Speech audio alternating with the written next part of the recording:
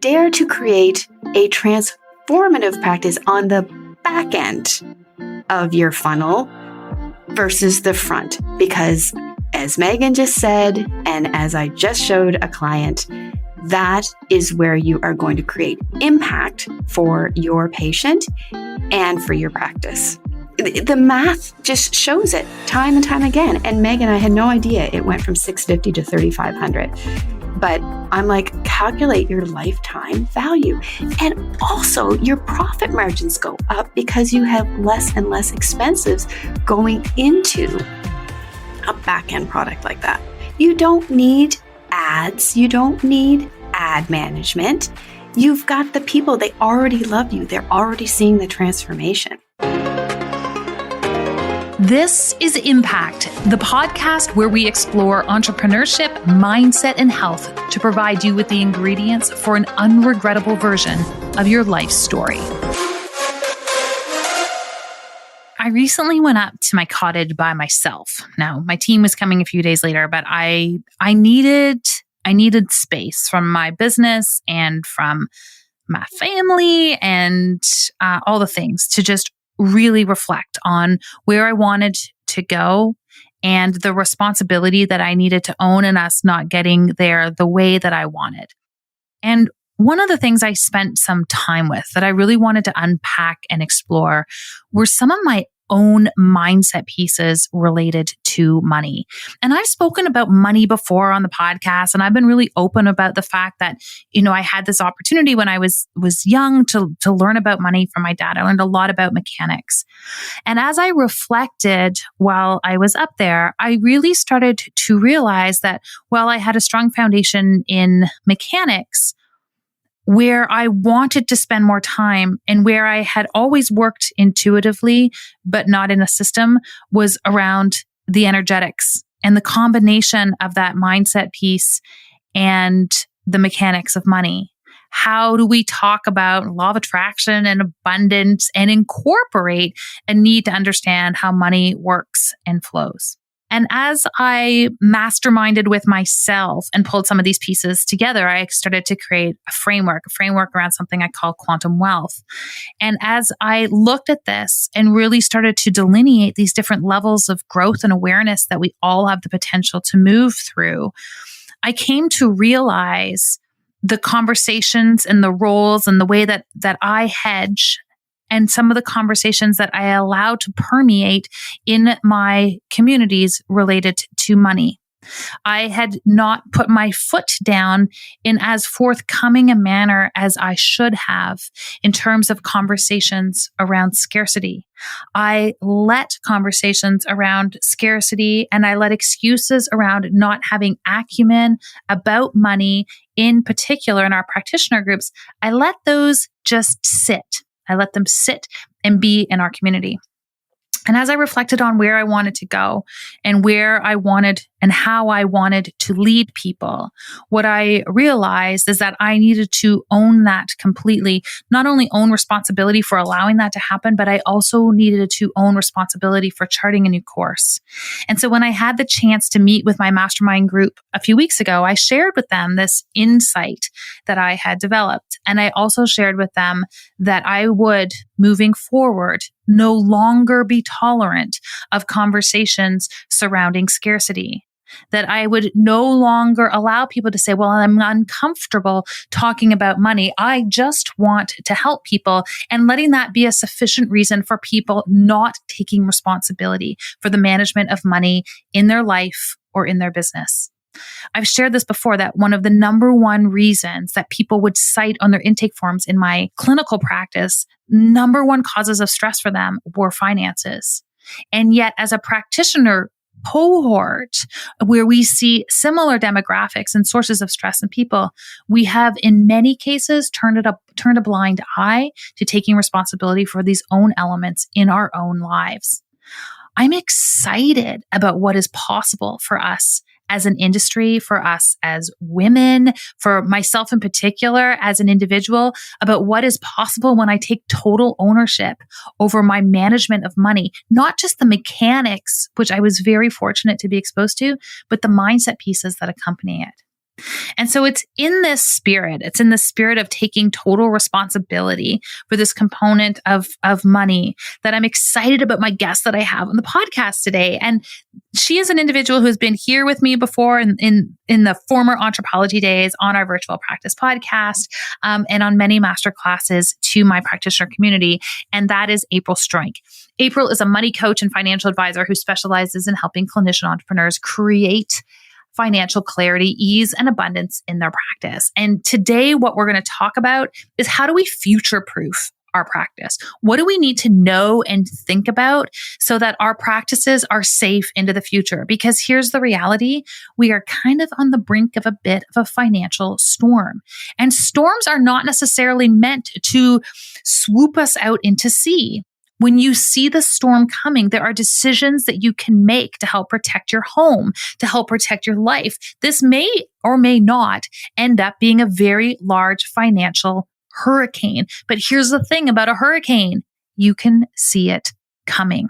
Those people who will fare the best are the ones who can acknowledge the trajectory of the storm and make decisions in alignment with what is coming their way. And that's really what April and I unpack today. We talk about some of the mindset and thinking traps that practitioners are finding themselves in. And we talk about some of the techniques and tactics and strategies and tools for thinking that some of the most successful practitioners are deploying in their practice.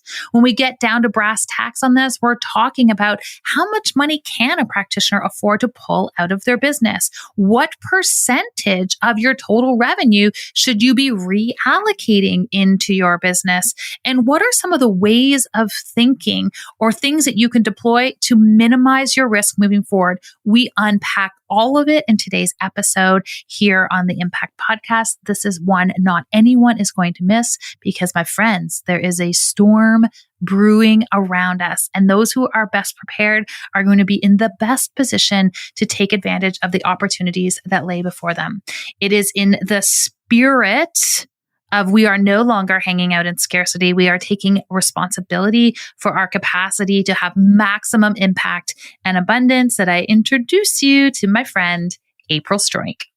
April Stroink, welcome to Impact. Hey, Megan. Thanks for having me back. Okay, we've got a lot to talk about.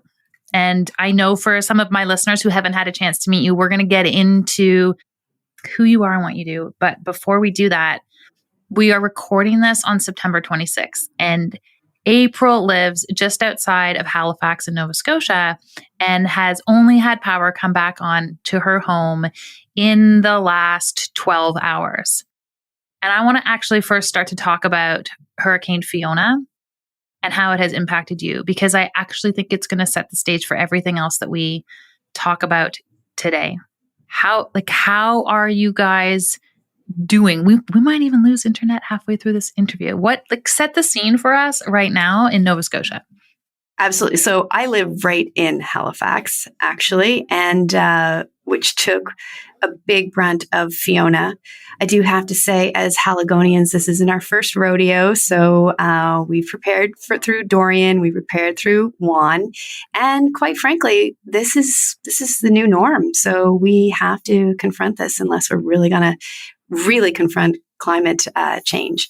And so around 2:00 in the morning, Fiona hit us, and immediately we lost power. It was just wild. The leaves were on the trees. So this is early for hurricane season for us. So leaves were pounding against the walls of the house and big crack.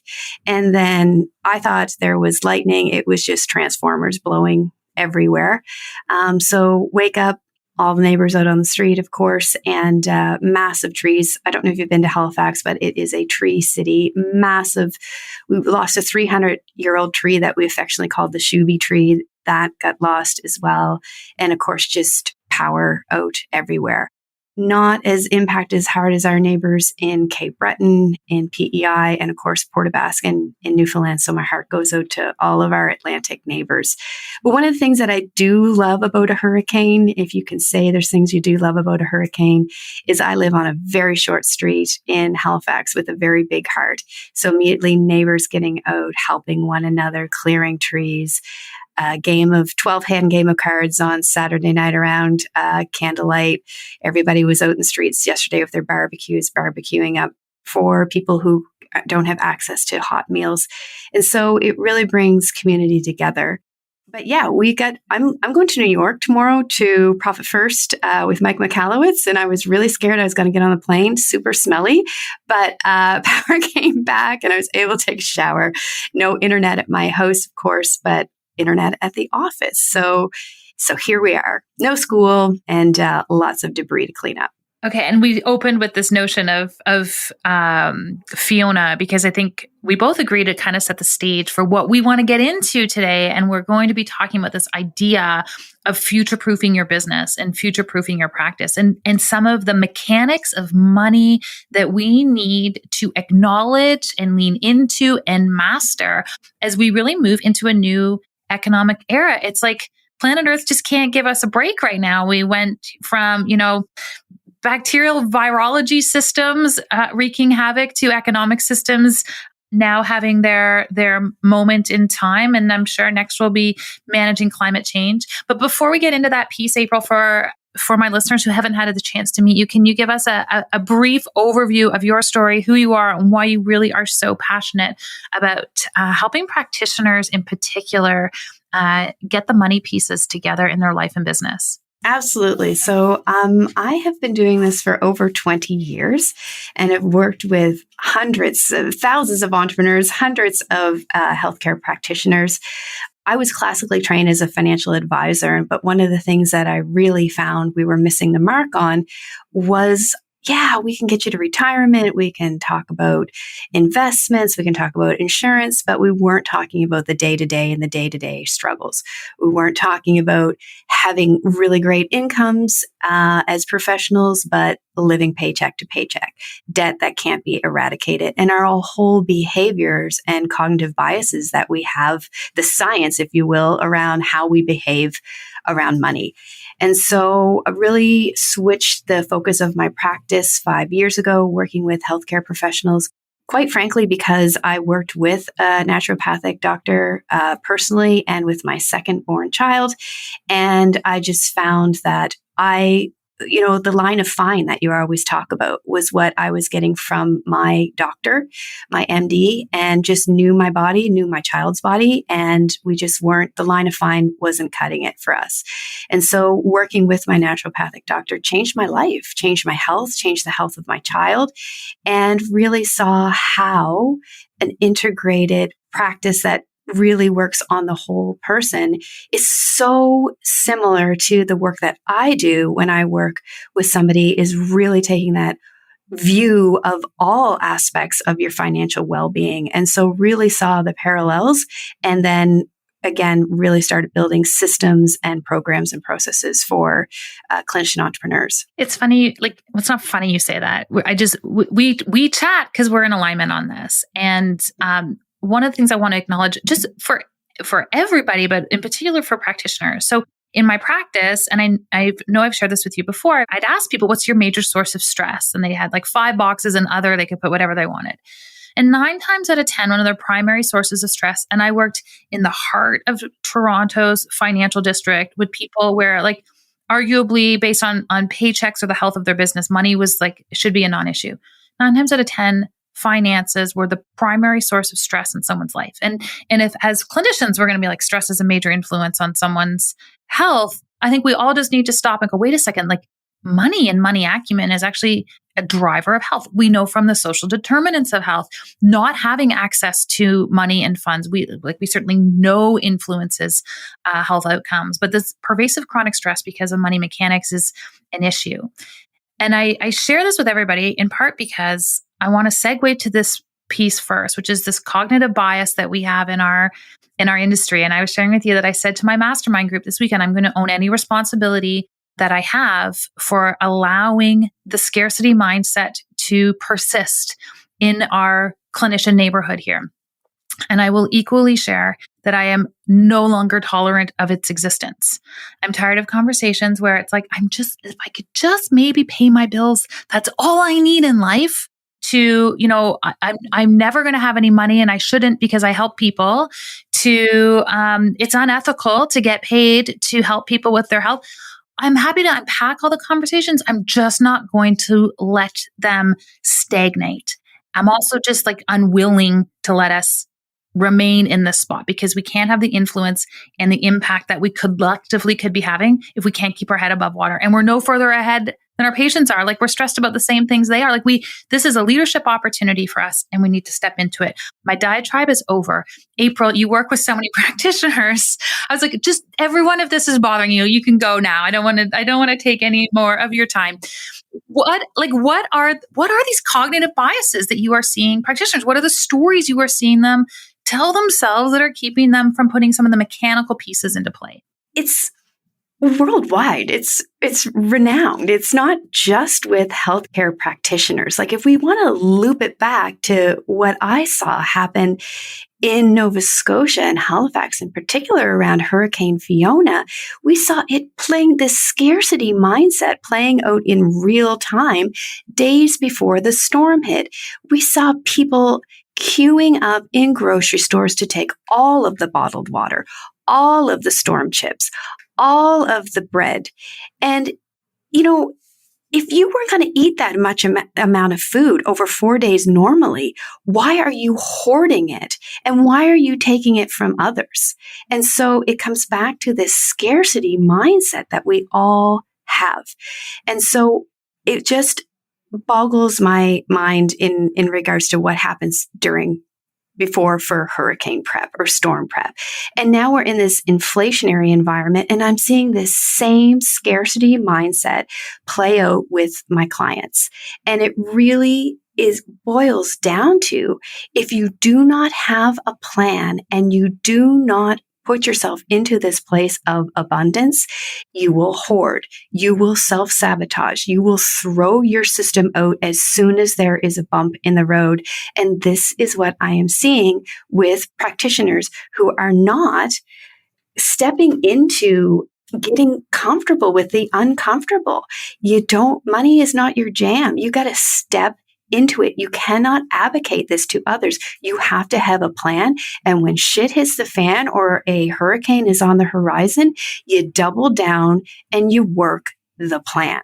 You don't go back to this place of, if I just pay my bills, that suffices. We don't go back to hoarding all of the potato chips. Like, you got to keep, when the storm is on the horizon, that's the time you double down and you work the plan. Which, just for everyone listening, is no different than the advice you give your patients when they're like, I'm totally happy to follow your plan, except for nights when I'm out with clients, and except if it's a birthday party, and except for this, and except for this, but then expect to get better, right? Like, it's literally the exact same behavior change we are asking business owners to make, that those of you who are practitioners are asking your patients to make. It is literally the same.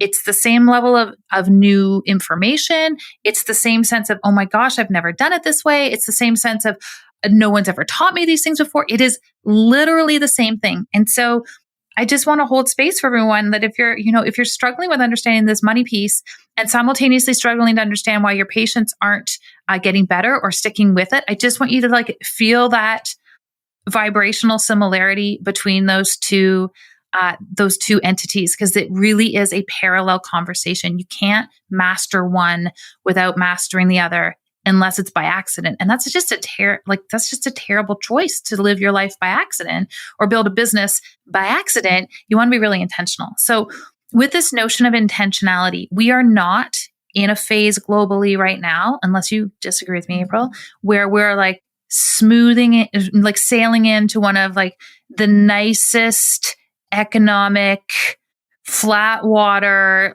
sunset we have seen in our lives. A lot of economists would suggest that we are moving into fairly turbulent waters. Can you just paint a picture for everyone and maybe take us out of my euphemism and into reality around what it is that we're sitting on the brink of as business owners? You said I had to stay cheerful. Listen, we also open with storms can be fun. Like I'm a snowstorm person for that reason. Like we're pushing everybody out and we're shoveling the snow. I like snowstorms. So I'm still being positive, but like what is the economic storm that we are looking at? Because it is not a clear forecast right now. If you take a look at cycles with markets, we have ups, we have downs. You can't expect in your life everything to keep going up and up and up. And so we've just come out of the pandemic. There was a lot of relief, if you will, financial relief around that. At some point, that has to be paid. And at some point, these inflated markets, especially on the tech side, have to correct themselves. And so on top of that, we're seeing prices go up in food, in gas that we haven't seen for over 30 years. We have entire generations who have never lived through the inflation that we are currently experiencing. I always talk about my parents who were entrepreneurs and they owned a construction business and they saw their mortgage hit triple digits in the 80s and they saw their business line of credit hit double digits. And that happened overnight. And so, but yet they were still able to save. We've been in this place of low interest rates, and yet we've accumulated more debt than ever before of past generations. The good times, I hate to be a Debbie Downer, but good times don't last forever. At some point, interest rates had to rise. At some point, inflation had to kick in. If you take a look at history, this is what happens in markets. We are in, a triple threat right now with it happening in markets, happening in interest rates, hyperinflation. And we need to be prepared. Hurricane Fiona is on the horizon, or Gaston, which is coming right behind her. And so we have to be prepared. We can't have our heads in the sand, and we also can't be negative Nelly about that the sky or Chicken Little that the sky is falling either. That is not helpful. It is not helpful to hoard all of the water, all the bread, all the chips. It is not helpful.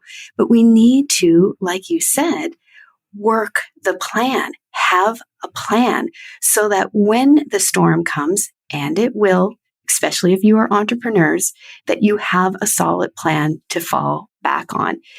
It's like everybody asks me during this time, April, what are you doing with your plan? Same thing I was doing last year. Am I making different choices? Yes, definitely. But I'm still working the plan.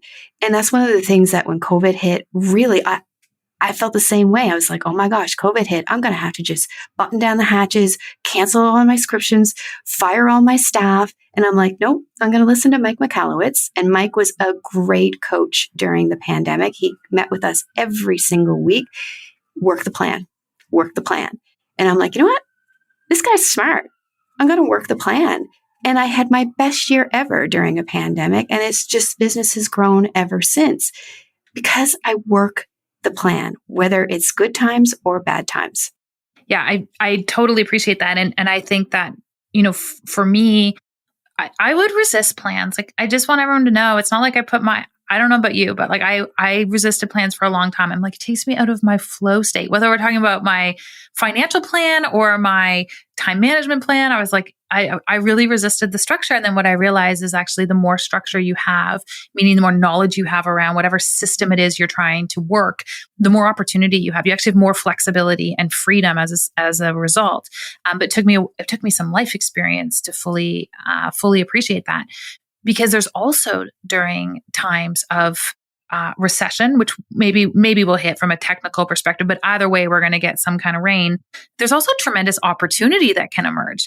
But if you are like barely paying your bills now and in denial of the fact that the storm's coming, you are not going to be able to capitalize or move momentum in the direction of opportunity. And I think there will be a lot of it, frankly. Absolutely. I always swim against the grain. Because if everybody else is going and buying things, this is the time for you to maybe hold on because there's definitely going to be opportunities for you to invest to catapult yourself forward. And really, I guess putting yourself in that place of how did I feel when I chose this versus if I stick to the plan, what is my future April going to capitalize on that. And so actually we were on a call, I'll keep bringing up Mike, but we were up at a call last week with Mike, and he actually used that aging app to take a picture of himself, 20, 30 years in the future. And he showed us this picture of himself. And what he's saying to himself is, okay, this decision that I make today, how is that going to impact that guy? He actually printed out a picture and he has it like up on his wall in his office of himself 20 years from now. And I just love that, because I find with ebbs and flows in my business, I have a really great month. I want to go buy all the things. And so now it's like, well, I got to remember how I felt when cash flow wasn't happening. And I've got to make sure that future April is being taken care of today. It's the same with your health. It's the same with all, physical, whatever. It's the exact same. You've got to prepare yourself today for what could possibly happen in the future. So Meghan, just like you said, these opportunities that are going to present themselves, whether they're investment opportunities, whether they're business growth opportunities, that you can capitalize on. I hate that word, but that you have the ability to look at those opportunities when they are going to arise, and they're going to. I'm hoping on a boat. See, it's funny because as you were talking about this piece, I was writing something down, and that was, I realized that the anticipation of these two events doesn't feel the same. The two events are paying taxes or buying shoes. I would much rather look forward to going to buy shoes than paying my taxes. Like if they're both on the calendar, like there's one that I'm excited about. But I shared with my daughter last time, she's like, came into my office. She's like, what are you doing? I'm like, I'm just paying a boatload of tax. And she kind of looked at me and I said to her, I'm like, I just want you to remember this feeling I'm having right now. I want you to own it. I was like, I am as proud and excited in this moment, dropping a boatload of money into that tax account and like actually paying it. It's the same excitement that I feel when I go and I like buy something new or reward myself. So the lead up, not as fun. I'm just going to call that out. But the actual doing it is actually amazing, because there's just so much personal leadership that goes into that piece. And so I just kind of want to call that out to everyone, that it is actually tremendously satisfying to put some of these pieces into play. And honestly, mentally, I don't mind paying tax, because I'm like, good girl, like you did it. You're paying a lot of tax. I'd like to pay less tax, but that's an entirely separate episode of the Impact podcast. But the feeling is the same. So I want to share that with everybody, because I think this notion of developing acumen around money, we're kind of scared of the feeling. But the more acumen you develop, it's like the better you get at tennis, the more tennis lessons you play, the more fun it is to play tennis. The first time you try to hit the ball, it's not that much fun. I love that. As you were talking, April, I dreamed up a game that I would like to play with you. And I'm going to call it, she's like, I don't even know what's coming my way. I'm just thinking how much I love these conversations. It's like, it's so traumatic. This poor woman just came through a hurricane. I'm like, we're going to play a game called Truth and Dare. Okay. And here's how I want this to roll. I want to actually just break open the truth around a few things that small business owners and practitioners really need to know and get on top of in their business. And then we're going to dare them to take action on the backside of that truth. Love it. So we don't get either one. And the first truth I really want to just break right open, because I think it leads us to so many places, is the truth around how much money we get to pull out of our business. A small business that, let's say, is making $100,000 a year in revenue. How much do we get to bring home as the practitioner who has a business that's driving that type of revenue? I think there's a massive disconnect between how much my business makes and how much I make. Do you have any light you want to shine on that idea? 50%. 50%. And so here's my dare to everyone. If we look at your gross revenue, which is the total amount of money coming into your business, and we're assuming it's sitting around $100,000, I want everybody, this is what I dare you to look at, is 50% sufficient for you to be able to live on? Is 50% sufficient? And I don't mean live as in pay your bills. I mean as live, capital L, live on. And if not, my dare to you is, are you willing to increase your rates? Nice. Are you willing to charge what your time is worth so that you can capital L live the way you want? That was my first my first truth and dare. And here's how the game works, April. You can throw any of these truths down at any moment. Number 2, you've sat with a lot of practitioners. What is like one piece that you see commonly running awry in the businesses of practitioners that you would love to course correct for them before the storm comes in? Believe in yourself. Believe in that you can be financially well. And it is your right. And I've said this so many times, if not you, who? If you're not in business to serve you, to serve me, to serve my daughter, to make impact in our health, who will be? Do you have an action you want them to take on the backside of that? Absolutely. And that is to start paying yourself first, not your employees, not you have to pay your expenses, but I'm just like, dare to pay yourself. Yeah. And know what you want that number to be. 100%. You really have to, again, this is what I harp on anybody that's taken my courses or been in my workshops, is your financial why. You've got to be able to spit off your financial why. If you were in my office right now, Megan, you would see on Post-it notes everywhere my financial why. You got to know that number.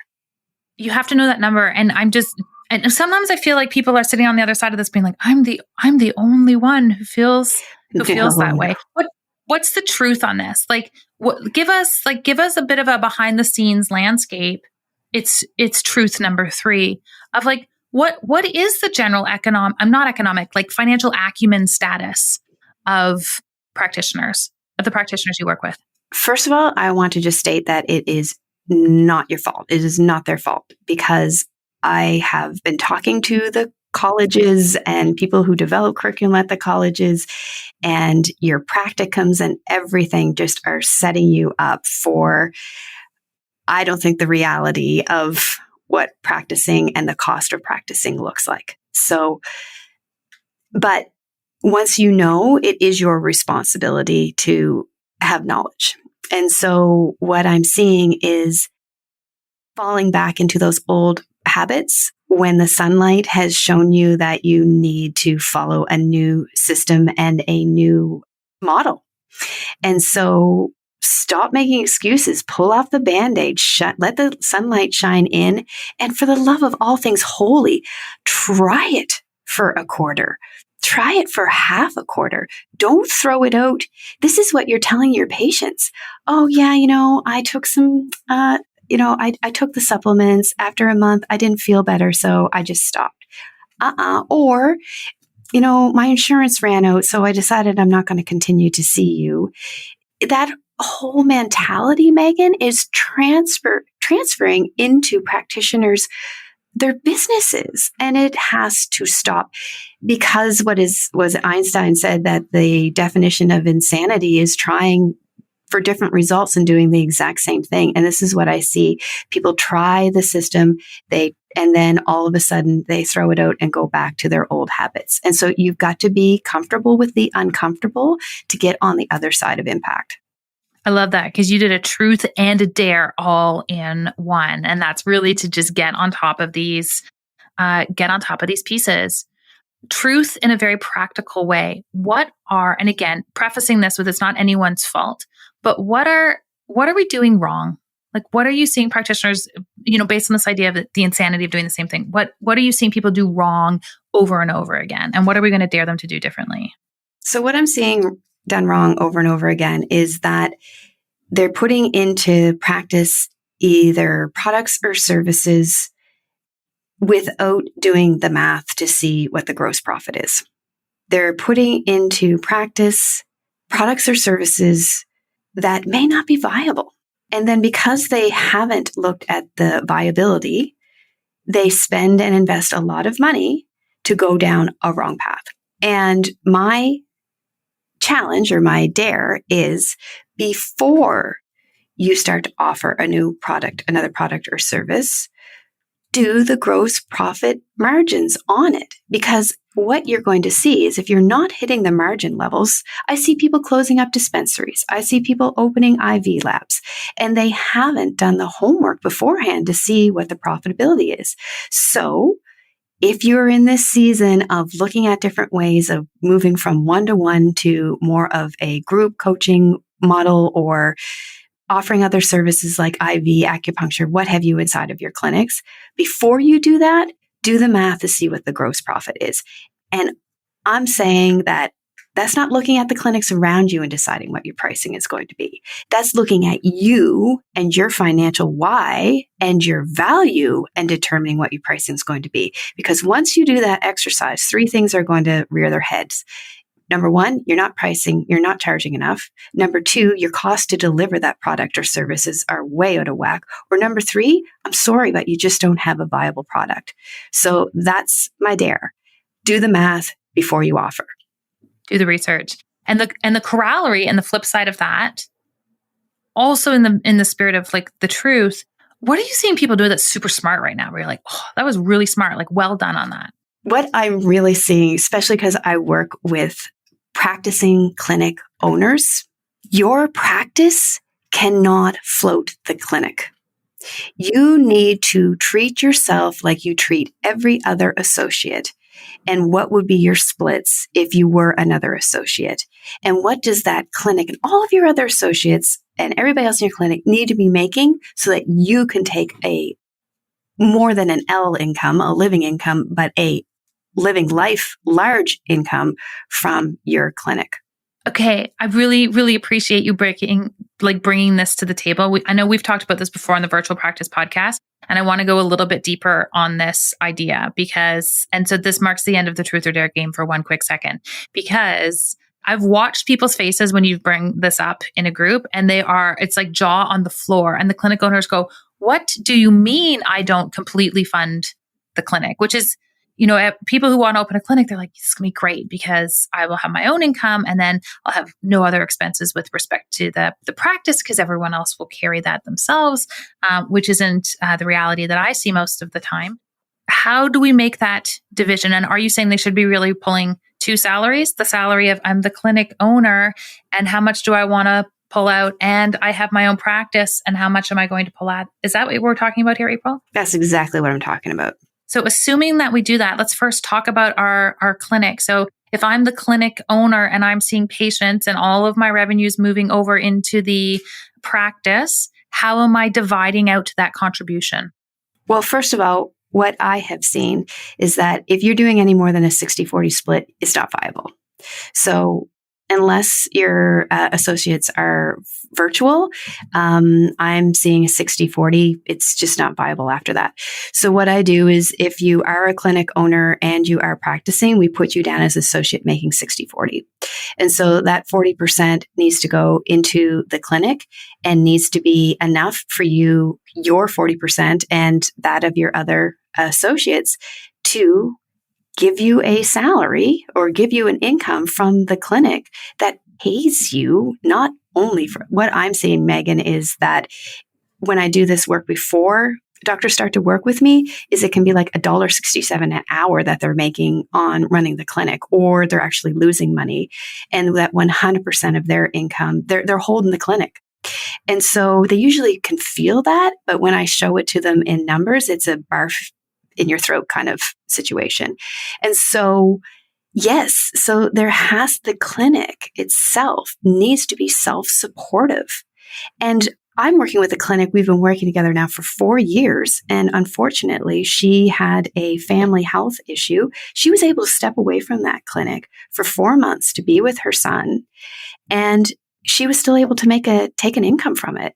That's the point that you need to get to, is that you can decide that, hey, I don't want to be working like I was going to say mofo because I couldn't think of any other word, but I don't want to be working this hard. We all get that. Well, it's not healthy. It's actually it's off brand for what we're trying to build.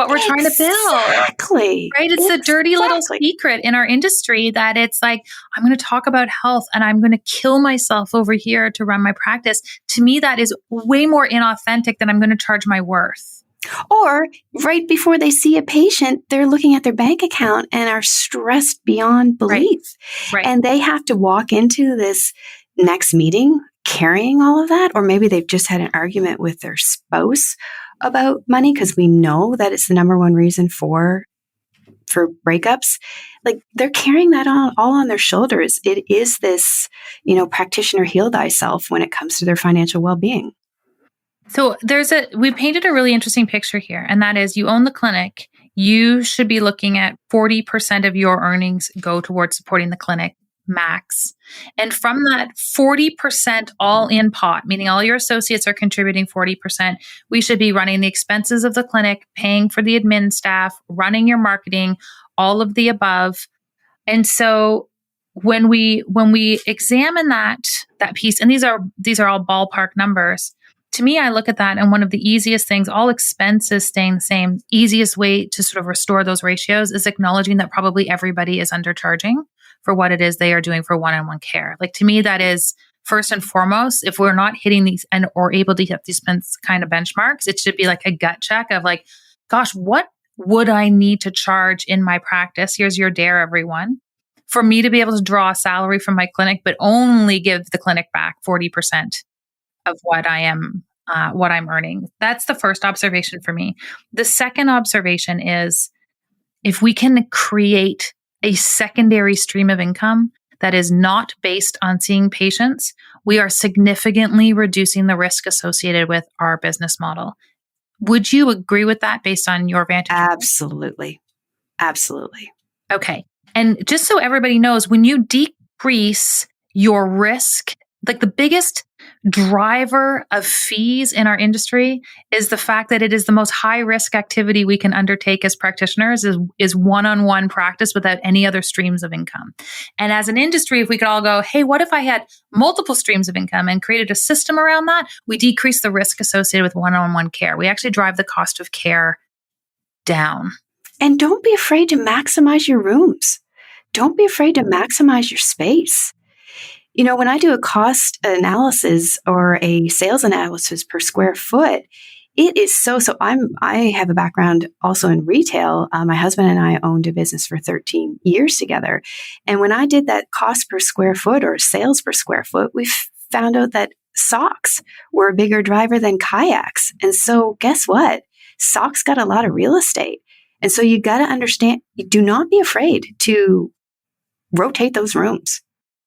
And you know what, in our industry is the sock equivalent when we're talking about these kind of practice models? It's follow-up. It's follow-up care, and it's continuity of care. It's like, so great to get an intake, but that's the kayak. Like, the fortune's in the follow-up. Meghan, I just did this with a doctor this week, and I actually showed them per minute how much more they were making on maintenance and follow-up versus first time. And you talk about your marketing and all of the other that goes into getting a new client through the door. And everybody is concentrating on that side of the funnel when they really got to be concentrating on, that's where you make impact too. Mm-hmm. Mm-hmm. Oh, we're always singing from the same songbook, but if you do the per minute of a maintenance client versus a first time client, it is astounding how much more you make. And what's interesting, because we have data on this, and for practitioners, I just want to set the stage. This is where it's actually exciting. Like, a few key shifts on how you think about transformation versus transaction, and we can increase what's called the lifetime value of your patient, meaning the value that patient brings to your practice. The average naturopathic patient has about a $650 lifetime value for the average naturopathic doctor in Ontario, calculated over 3 years. That means they come through your door, they're going to contribute on average $650. Why? Because we kind of stink collectively at getting people to stick around. So that's usually in the first 3 visits. When we start to teach practitioners how to deploy a transformational process and they charge what they're supposed to do, we take the average lifetime value over 3 years from $650 to well over $3,700 in 3 years, almost 6 times more valuable to your practice, simply because you're moving someone through a transformation. And here's the bonus and the exciting thing. If you guys can't hear my excitement, like, April and I are quite excited right now. You get better outcomes for people's health. Like, Who knew? Like they're actually getting better. You earn more. They get better outcomes. Like all end goals are met. Like this is when we talk about getting on top of these things and making a plan. Like this is why April and I get excited when we talk to each other, because we're like, oh, together we are unstoppable. Because we can transform what's happening financially and people's health. It's just super powerful. I know you have something to say. There was no question there. It was just like a Oh bleh. my God. I wish people could see our faces and I just went through the lifetime value of a customer exercise with a doctor. And here's a truth or dare. So the truth was walk them through all the metrics, showed them by minute how much more lucrative it is, talked about transformation, shared my model, because this is how my model is as well, had them completely on side, got an email from them. They talked to a marketing company, and the marketing company, they decided that they were going to front end with their program. And I'm like, so this is my dare. That was the truth. Walked them through, showed all the numbers, and went back to their tried and true, well, not tried and true, but went back to their old habits of front end loading their practice. So my dare to everybody listening is dare to create a transformative practice on the back end of your funnel versus the front. Because as Meghan just said, and as I just showed a client, that is where you are going to create impact for your patient and for your practice. The math just shows it time and time again. And Meghan, I had no idea it went from $650 to $3,500. But I'm like, calculate your lifetime value. And also your profit margins go up because you have less and less expenses going into a back-end product like that. You don't need ads. You don't need ad management. You've got the people, they already love you. They're already seeing the transformation. And it's so time efficient for you as a clinician. Like you do an hour and a half intake, you're spending an hour and a half going through all your notes. Like that's a 3-hour intake, guys. That's not an hour and a half intake. So we could do this. We could do this all day long. And I've got to see a doctor in 4 minutes. So, yep. So there you go. So if I ask you the question, good, because this will transition us to rapid fire questions and we're going to nail all these pieces. What advice would you give to a practitioner who's asking you how to best future-proof their practice? Diversify your income streams. One of the ways you could diversify your income stream is you could come hang out with us both at Impact Lives, which is taking place in Toronto on the 17th, the 20th of November. April will be presenting. Everyone who comes will have an opportunity to hear from her brilliance. So if you haven't got a ticket to that already, you can head over to meganwalker.com/podcast and you can get hooked up. April, I've got some rapid fire questions for you and I know you can handle this. When you need it at a moment's notice, how do you cultivate courage? I think of my kids. Aw, that's so nice. What's your motivational beverage of choice? Green tea. What's your biggest non-negotiable in your life? Time with my family. As an entrepreneur, were you born with it or did you learn to become an entrepreneur? I was born into it and learned how to be better. Last question for you. What do you want your legacy of impact to be? If, again, we can all get ourselves out of this scarcity mindset and into abundance by using systems and keeping to them when times get bad, like I'd love to work myself out of a job. Amazing. April, thank you for your insight, for the opportunity to jam it out. Where can we send people to learn about all the things you are up to in this world? Absolutely. Well, over on my website, aprilstroink.ca. I'm also on Instagram, April Stroink, and on Facebook and LinkedIn as well. Amazing. And you're one of our speakers at Impact Lives, where we are talking all things future of health, how to future-proof your practice. And every year I teach something at Impact Lives. And this year, the piece that I'm teaching is how to add an immediate $5,000 of recurring revenue to your practice. That means every single month. I frankly think you can't afford not to be there. April, thank you so much for your time. I can't wait to see you in November. Oh, me too. I'm so excited. Impact is what lives on when we leave the room, tuck them in, or step off stage. It is less about what you do, more about how you make them feel, and everything about how you choose to show up in the world. If you enjoyed this podcast, hit subscribe on Apple Podcasts, Stitcher, Spotify, or wherever you are listening to this episode. I am your host, Megan Walker. Until next week,